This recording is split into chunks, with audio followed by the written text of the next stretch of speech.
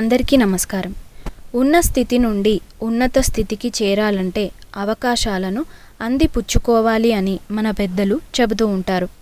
అలాంటివి కథల ద్వారా జీవితానికి ఒక దిశ నిర్దేశం చేయాలని ఒక సంకల్పంతో డాక్టర్ గీతా చెల్లా మానసిక నిపుణురాలు రాసిన ప్రేరణ 100 కథల పుస్తకం నుండి ఈరోజు మనం 100వ కథని చెప్పుకుందాం. కథ పేరు భయంతో వణికింది విత్తనం. ఇంకా మరి కథలోకి వెళ్ళిపోదామా? అర్పిత ఇంటి వెనుక పెరట్లో ఆడుకుంటుంది. అక్కడికి వచ్చిన వాళ్ళ అమ్మమ్మ 2 విత్తనాలు ఇచ్చి అర్పితకు వీటిని చక్కగా నాటమని చెప్పింది. అమ్మమ్మ చెప్పినట్టు ఆ 2 విత్తనాలను చిన్న చిన్న చేతులతో మట్టిని కొంచెం పక్కకు నెట్టి నాటి ఇంట్లోకి వెళ్ళిపోయింది. మొదటి విత్తనం కళ్ళు తెరిచి చూసింది. అమ్మో, నన్ను ఈ మట్టిలో వేసి వెళ్ళిపోయింది ఈ పాప. భూమి లోపలికి వెళ్దామంటే చీకటిని చూసి భయం వేస్తుంది. లోపల ఉన్న మట్టి నా సున్నితమైన చర్మాన్ని పాడు చేస్తుందేమో అని భయంగా ఉంది. ఇంకా చుట్టూ ఉన్న చిన్న చిన్న పురుగులు చూస్తే భూమిలోకి వెళ్ళాలని లేదు. అయినా కొంచెం పెరిగితే అర్పిత వచ్చి పీకేస్తుందేమో. ఆ మాత్రం దానికి పెరగడం ఎందుకు, ఇంత కష్టం భరించడం ఎందుకు అని అలానే ఉండిపోయింది.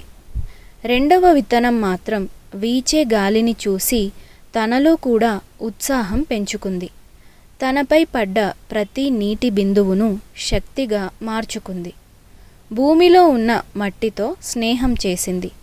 చిన్న చిన్న చిగుర్లు వేస్తూ పైకి పెరిగి సూర్యరశ్మిని గ్రహించి ఆరోగ్యంగా అందంగా పెరిగింది. అందమైన పూలు పూసింది.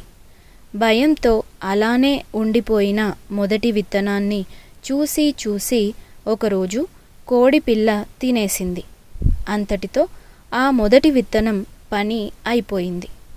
ఈ కథను 2005 సంవత్సరంలో మెదక్ జిల్లాలో సాంఘిక సంక్షేమ గురుకుల పాఠశాలలో వేసవి శిబిరంలో శ్రీ కె చంద్రమౌళి ఐఏఎస్ గారి సందేశంలో విని ప్రేరణ పొందడం జరిగింది. కథలో ధైర్యంగా ఉంటే ఏ పని అయినా సాధ్యమే అని తెలుసుకున్నాం. ముందడుగు వేయండి, అభివృద్ధి చెందండి. ఉన్న స్థితి నుండి ఉన్నత స్థితికి చేరాలంటే అవకాశాలను అందిపుచ్చుకోవాలి. వీలైనంత మంది శ్రేయోభిలాషుల సహాయం తీసుకోవాలి. మనలోని బలాలు బలహీనతలను గుర్తించాలి. మంచి అలవాట్లను పెంచుకోవాలి. చెడు అలవాట్లను తుంచివేయాలి. మన బాధ్యతను గుర్తెరిగి విలువలతో జీవించాలి. విద్యుక్త ధర్మాన్ని నిర్వర్తించాలి. 21వ శతాబ్దంలో భారతదేశం తిరిగి పూర్వ వైభవాన్ని పొందుకుంటుంది. Youngest country in the world మన దేశమే. అందుకే భయం వదలండి, ఆకర్షణకు దూరం కండి. నిస్సహాయత, ఆత్మన్యూనత, నిరాశలను వదిలి ఆశతో ఆశయాలతో జీవించండి. నైపుణ్యాలు పెంచుకొని నాణ్యమైన జీవితాన్ని గడపండి. మీరు సాధించాలనుకున్న లక్ష్యాన్ని ఒక్క క్షణం కూడా మరవకండి. వ్యక్తి శక్తిగా మారండి. సంపూర్ణ వ్యక్తిత్వాన్ని మీ సొంతం చేసుకోవాలని, మీ నుండి ఎంతోమంది ప్రేరణ పొందాలని ఈ ప్రేరణ కోరుకుంటుంది. Time machine. కళ్ళు మూసుకొని 10 సంవత్సరాల తర్వాత మీరు ఎలా ఉండాలి అని కోరుకుంటున్నారో ఊహించుకోండి.